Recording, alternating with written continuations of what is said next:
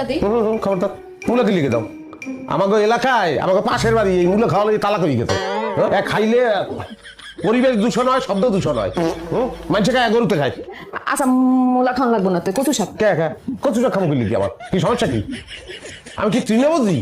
আচ্ছা কচু শাকও খাওয়া লাগবো না, এই যে পালং শাক কেমন? কোনো চেঞ্জ নেই। কি কবিরাজ বাড়ি এটা বুঝলাম না। সব শাক সবজি, কোনো আমিষের ব্যবস্থা নাই। খালি কইতেছে এটা খাও, ওটা খাও, এটা খাও।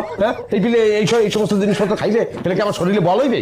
এতক্ষণ ফিরে খালি শুনতেছি, কিছু কইতেছি না। ভাব খানা নবাব আইছে, বাংলার নবাব। এতই যদি নবাবি নিজে বাজার করে আনলেই তো পারো। নবাবে কোনোদিন বাজারে গেছে? সিরাজদুল্লাহ বাজারে গেছে না টিপু সুলতান মাছ বাজারে গেছে? কোন আমলে এটা তুলনা দেবে।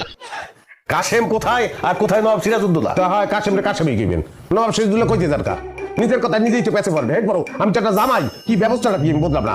যাই দেখেন কি পানির মধ্যে ভুলে ডাল দিয়ে হালাইছে। এত কথা